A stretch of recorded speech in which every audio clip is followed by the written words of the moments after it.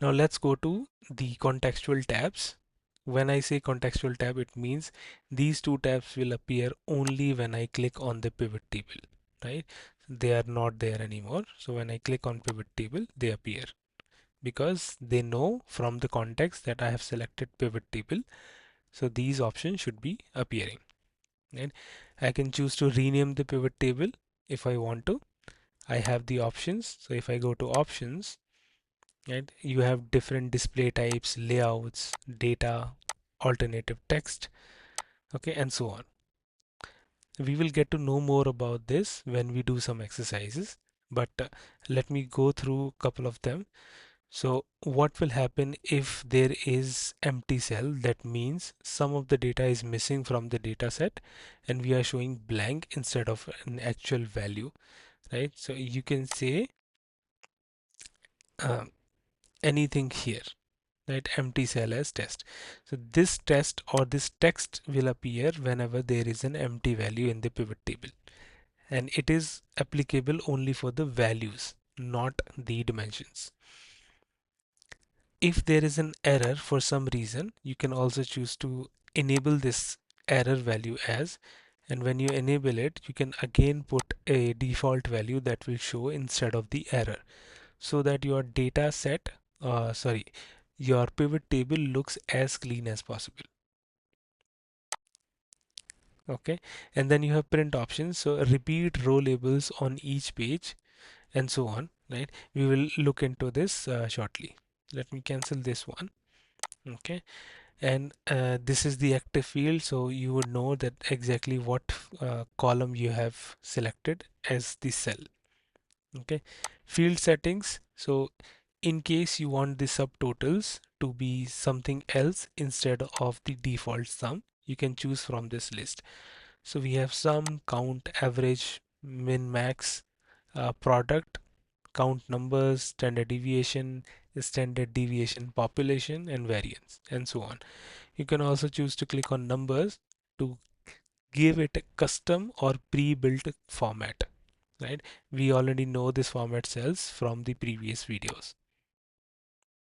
Let me cancel this. Next one. So we have insert slicer. It is exactly like a filter. So if I insert slicer and let's say segment, okay, it will give me a separate box which will show all the unique values of the selected column. I can choose to show individual numbers from here. Clear the filters, delete the slicer. Okay, now I have insert timeline. Okay, so it will automatically recognize the column which has the dates in it. I can choose it. Okay, and it is something similar to a slicer. So I can choose, let's say, Feb 2013, and it will show me whatever data is available for 2013 Feb, and so on.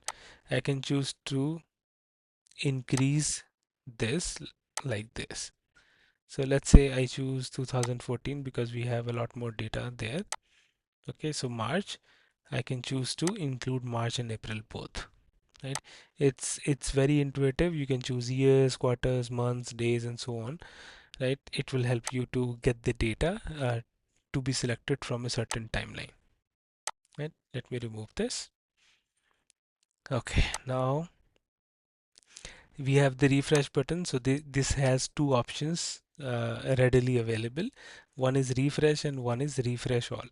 Refresh will refresh the pivot table to update to the latest available data, right? So if I go into the data and change something here, it will not reflect in the pivot table unless I refresh it, right? Refresh all basically refreshes all the pivot tables that are available in the Excel workbook that you are working in.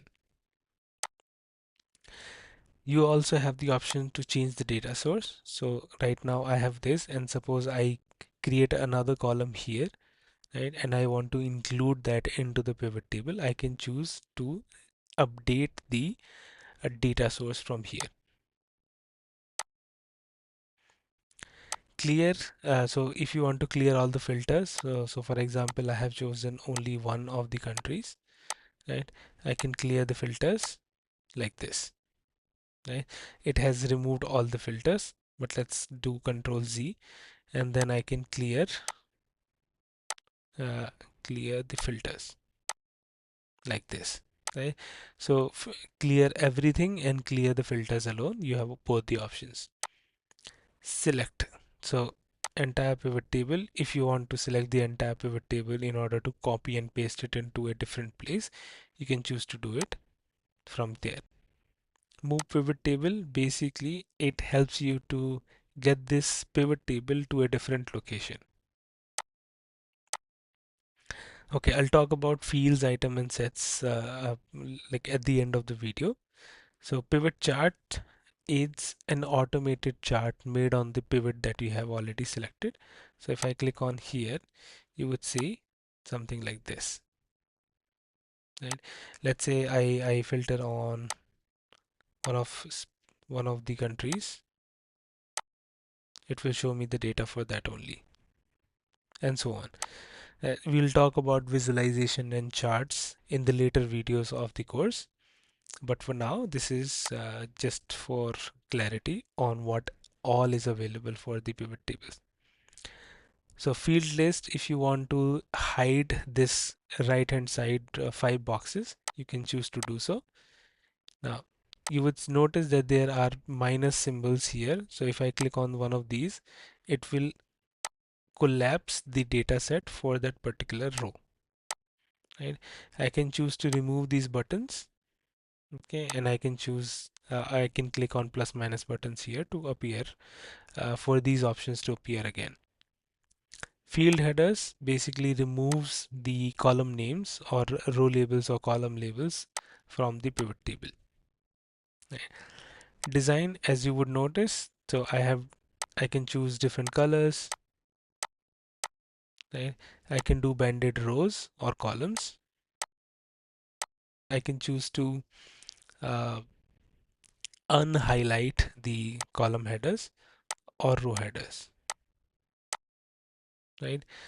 Now, these these four options are to make changes to the appearance of your pivot table. So for example, if I go into subtotals and I would say that I don't want to see subtotals, it will remove the subtotals country level. It will only show the values of the sum for individual years or dates. And I can choose to showcase the subtotals either at the bottom of the group, so here, or I can choose to show it at the top of the group, okay, like previously. Grand totals, so instead of showing grand totals at the end, for example here, I can choose to off, turn it off, and I can turn it on again, right? And then I can also on for rows only, or and on for columns only, and so on, right? Then we have report layout, so show in compact form, which is the default version, and then show in outline form, something like this. So all the dimensions will be in different columns and so on. I can choose to show it in tabular format, which is much more desired, and this is the option that I generally use because uh, it is convenient for me. Let me turn off the subtotals for now. You can see that it is very convenient for me to showcase like this, okay, and I can show it like this, right? But you would notice in this that we have a lot of blanks here. So there is one more option which is repeat all item labels, right? Once you click on this, everything will be repeated until it is changed in the next row. And obviously you can turn it off as well. Blank rows. So if you want the groups of the data per dimension by like separated by a single uh, empty row, you can choose to do so. So this will give you a clear direction on where the group ends and the next group starts, and so on. Now let's go to pivot table analyze and look at the field, item and sales, right? So you have two options here, calculated field and calculated item. And whenever you create a formula in both of these, you can list those formulas down. Okay, so we'll see that in a bit. First, let's say that I want to know what will be the 10% of sum of sales, right? What I can do is I can go to fields, create a calculated field, and let's say 10% sales. Okay, this is the name of the column that I want to insert, which is a calculated column. Now I have to give it a formula. I already know, or I already see all the fields from the actual data set, and I want to know the sales, right? If I double click on it and add it, it will appear here, and multiply that by zero point 0.1, which is 10%, okay, and add it and click OK. You would see that whatever sum of sales I have here, 10% of it shows here, correct? So 29,000 is 2,900 something for 10% sales. So you can choose to include custom calculations in a pivot table so that you can do more calculations, more manipulations on the data in order to get something. That was your calculated field. Okay. Now, when you when you select a value, you would see that the calculated item is not available anymore. But when you click on dimension, any of the dimensions, you would see calculated item appears, right? Why do we need it? Let's see an example. I have this, and basically it says that we have a dimension which cannot be like we cannot add an item to it because it is grouped field. So I'll click on OK, and you would see that there is a group selection option in the pivot table analyze tab. I go here and I say ungroup. Okay, and what happened is the dates automatically are considered as year, quarters, months, days, and so on, right, for each of the dates by default, right? So that's why it happened. So now that we have ungrouped the data, let's try and add an item here, calculated item. Okay, so now you would see something like this here. Okay, so I can choose to say test item, and let's say I just give it any value, uh, let's say 1. Okay, and I click on OK.